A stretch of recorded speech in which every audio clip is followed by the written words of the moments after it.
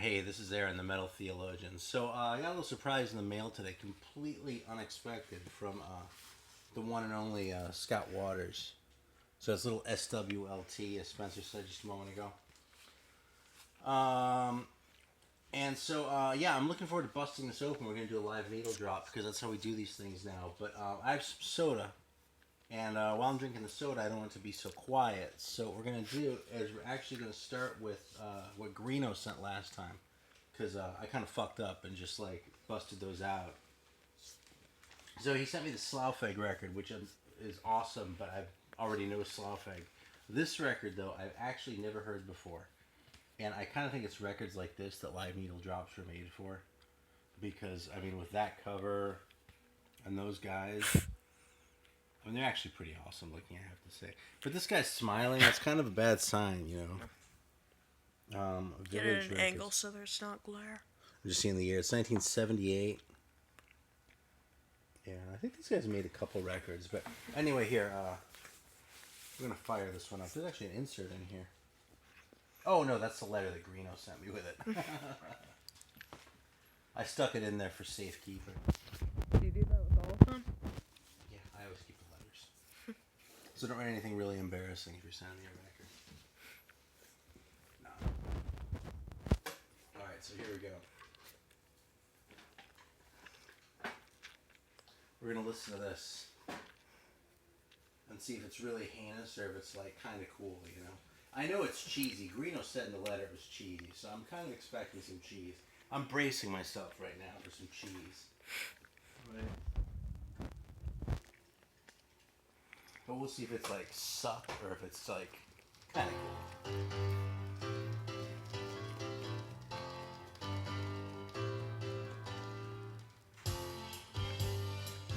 Kind of reminds me of Elton John so far. The dominant piano. This reminds me a lot of Elton John. He was total glam, and the thing about Elton John is he was total glam too, you know? He just became so big that he kind of transcended it, but like if you compare him to like what Bowie was doing and shit at the same time, he was like on the soft end of the spectrum.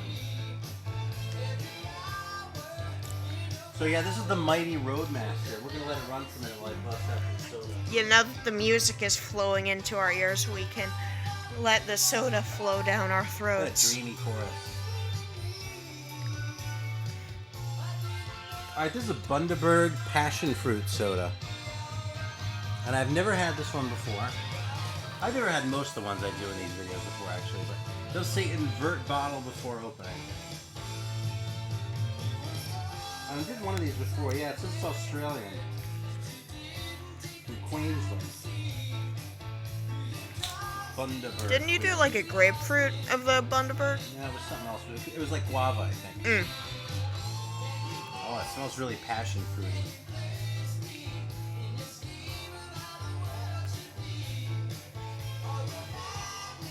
I think that's right, as far as the guava goes.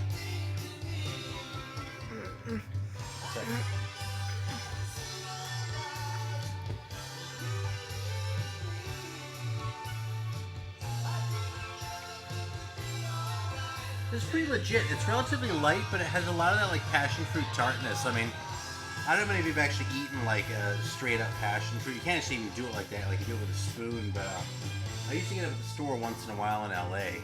They're expensive, but yeah, it's a really unusual taste. So it's like the sort of sweet and the tropicalness, but also like a real sort of tartness. And this really does bring it. So it's not like an everyday kind of soda, but it's pretty tasty, and I gotta give him props for doing it right. So Spencer's having a quick belch right now. That's good. So meanwhile, I'm gonna start busting open this pack, and we'll see what Mr. Scott Waters has sent to the. I don't know, I was gonna say the compound or something, but you know something? I don't really have a fucking compound. Kind of annoyed at myself. I mentioned grapefruit soda. Now I really want some. Do we have any? It doesn't interact with your heartburn medication. Oh.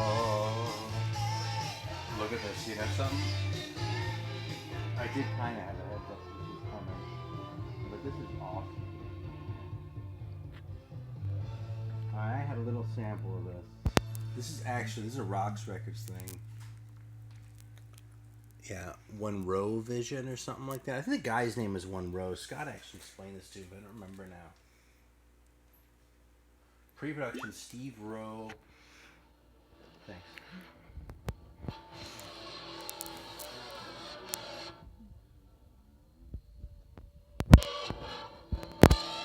Yeah, so anyway, this is like a sort of limited edition thing on Row Productions. God, what's that called? One Row, yeah, I guess. I mean, W-O-N, Row.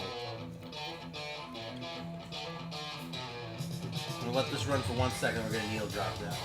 So, in a way, this is a little bit of a cheat because I have heard this one before. Or I've heard a few clips from it. I didn't want to spoil it, but I really dug what I heard off of this stuff.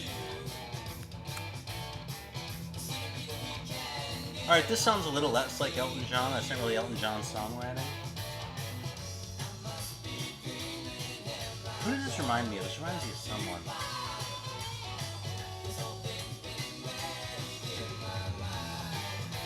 Actually, you know what this kind of sounds like? This kind of sounds like the crappy filler song that your band wrote when you were in high school or whatever you were in a band. I know I was in a band for a while in the 90s, and we had a song that kind of sounded like this. It was actually worse than this, admittedly. But you know, there's always one song, like you have the good ones, and then like you need to fill it out to have a whole set. And this is what one of those filler songs always ends up sounding like, man. I don't know what it is, but it seems like everyone's band has a song that sounds like that. It shouldn't be the second one on the album.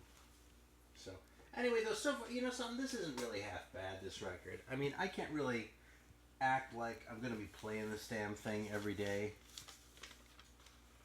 But, you know, for what it is, I've heard way worse shit than this. And especially some of the crap that was kicking on in 1978, like all the disco-oriented shit and all that sort of thing. I mean, honestly, I like this as much as anything Kiss did in the second half of the 70s.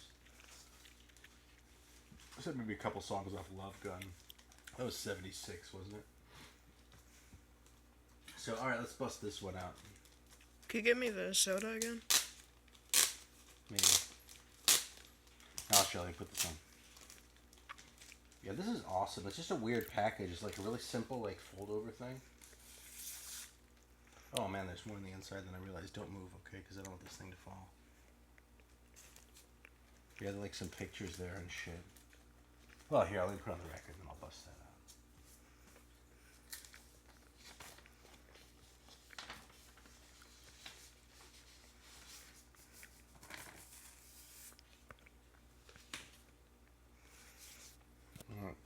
The label there, the Rocks logo on the other side.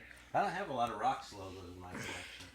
Part of that's because they do a lot of CDs, but also I wasn't really aware of them until Scott, really. So here we go. Now I hope I don't hate this. If I hate this, I'm going to feel like a jerk. But I heard it for a few minutes, and I was like, wow, this is awesome.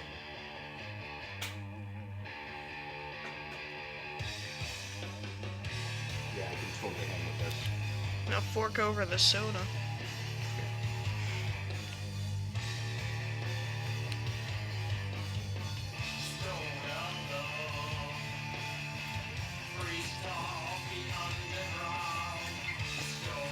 Yeah, it says pure Australian heavy street rock on here. And you know, that's what it said. If anyone's seen, you don't wiggle the thing too much. Ah, sick burn. If anyone remembers that reissue of like the early Screwdriver stuff before they got all like white power and shit that came out on some label back in the 90s, it said like no Nazi stuff, pure 100% street punk. And for some reason, that's what this reminds me of with the heavy street rock thing. I remember asking first at the store, what does that mean, street punk? And I said, I was like, what does this one sound like, actually? And she was like, well, it's like street punk. I'm like, well, what the fuck does that mean? I can read, thank you. That was at Aaron's Records in LA, actually. They're not around anymore. And that was a good record store, too. But that one time, she said something kind of dumb, too. But I'm not talking shit about that place. It's on Santa Monica and Highland.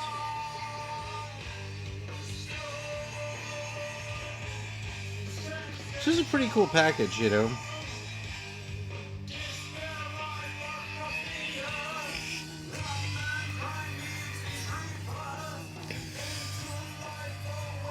Yeah, the singer reminds me of something.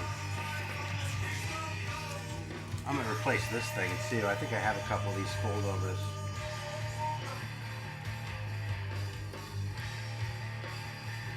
God, You're not just gonna put that one in a standard sleeve? Yeah, I guess I might just do that actually. Got a ton. I kind of want to keep it straight, but it's easier to listen to if it's not one of these pacing. Anyway, well, I can figure this out on my own. I want this video to last forever. The singer totally reminds me of someone from like one of those like private press records, like these metal obscuros. I can't think of it, just like I couldn't think of that second song on Roadmaster. So let me bump this ahead, just so you can get a little taste of it. And then just for grins, I'm going to put on a minute of that Slough-Egg. I'll probably get an ad for doing Slough-Egg, but you know something, if they make a couple bucks off it, I'm fine with that. You know, I was kind of happy actually. If you watched my video, I was talking about Modulo 1000 recently. I got an ad on that one, but I went and looked like who put the ad on there.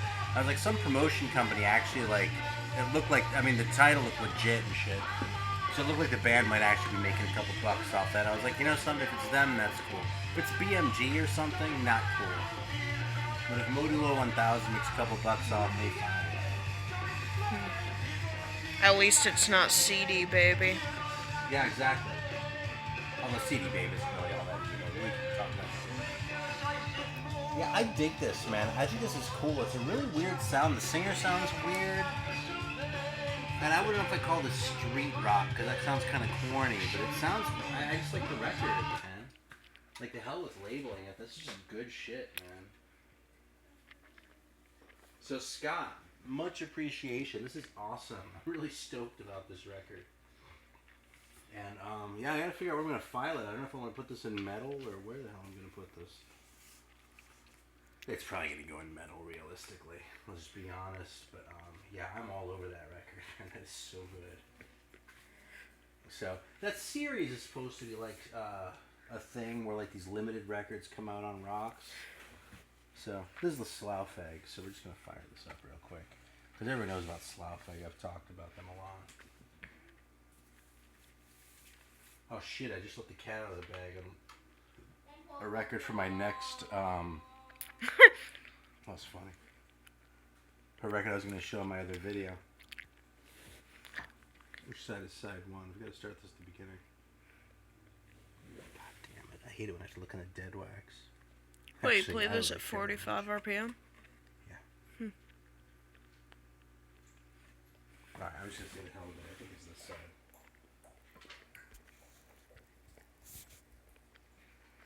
Yeah, I didn't know that actually at 45 RPM. So I've actually never owned this one before. At the time, it only came out on CD.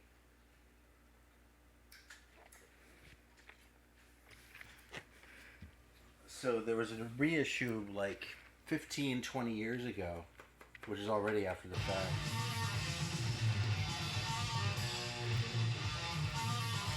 Maybe not that long ago. But that one comes out of like Switzerland, and it was really expensive, especially because I missed it at the time. So I'm glad to get this one. Because as you'll note, there's no CD player here.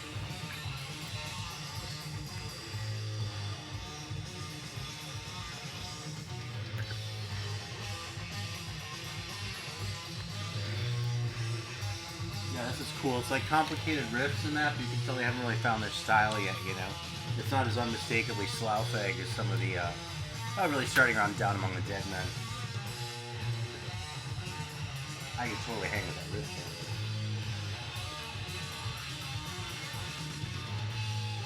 You know what looks awesome? Huh. The way that hat is on the speaker right there.